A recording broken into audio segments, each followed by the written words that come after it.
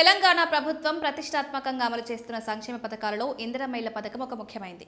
రాష్ట్రంలోని పేద గృహహీన కుటుంబాలకు స్వంత ఇల్లు కల్పించడమే ఈ పథక ప్రధాన లక్ష్యం.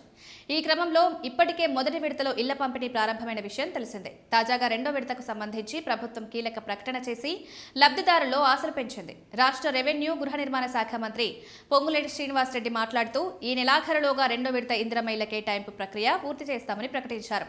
రంగారెడ్డి జిల్లా ఆమన్గల్ మండలం మిఠాయిపల్లి పర్యటనలో భాగంగా ఆయన ఈ విషయాన్ని వెల్లడించారు. రాష్ట్రంలో అర్హత కలిగిన ప్రతి ఒక్కరికి ఇల్లు అందే వరకు ఈ ప్రక్రియను నిరంతరంగా కొనసాగిస్తామని స్పష్టం చేశారు. ఈ పథకంలో ఎలాంటి దళారుల జోక్యం లేకుండా పూర్తిగా పారదర్శకంగా లబ్ధిదారులకు నేరుగా ప్రయోజనం అందేలా ప్రభుత్వం చర్యలు తీసుకుంటోందన్నారు. నిజమైన అర్హులకు మాత్రమే ఇల్లిందించడమే ఆయన ప్రభుత్వ లక్ష్యమన్నారు. ఈ సందర్భంగా మంత్రి సమీకృత భూభారతి పోర్టల్ ప్రయోగాత్మకంగా ప్రారంభించారు. గతంలో అమల్లో ఉన్న ధరణి పోర్టల్ కారణంగా రైతులు ఎదుర్కొన్న సమస్యలను దృష్టిలో ఉంచుకుని మరింత పారదర్శకత కోసం ఈ కొత్త వ్యవస్థను తీసుకొచ్చామన్నారు. భూ సర్వే, రిజిస్ట్రేషన్ వంటి సేవలకు ఒక వేదికపై అందుబాటులోకి తీసుకొస్తూ ప్రజలకు సులభతరం చేయడమే ఈ పోర్టల్ ఉద్దేశమని వివరించారు.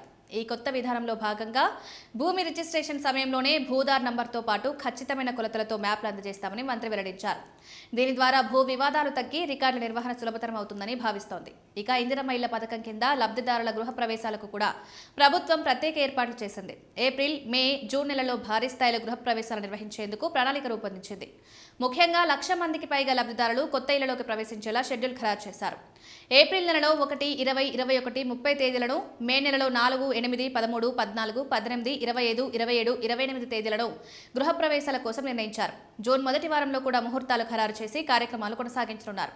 మొత్తంగా చూస్తే ఇందిరమ్మ ఇళ్ల పథకాన్ని వేగవంతంగా అమలు చేస్తూ అర్హులైన ప్రతి కుటుంబానికి ఇల్లు అందించేందుకు తెలంగాణ ప్రభుత్వం కట్టుబడి ఉన్నట్లు తాజా ప్రకటనలు స్పష్టం చేస్తున్నాయి. రెండో విడత కేటాయింపులో త్వరలో ప్రారంభం కానుండటంతో లబ్ధిదారుల్లో ఆనందం నెలకొంది.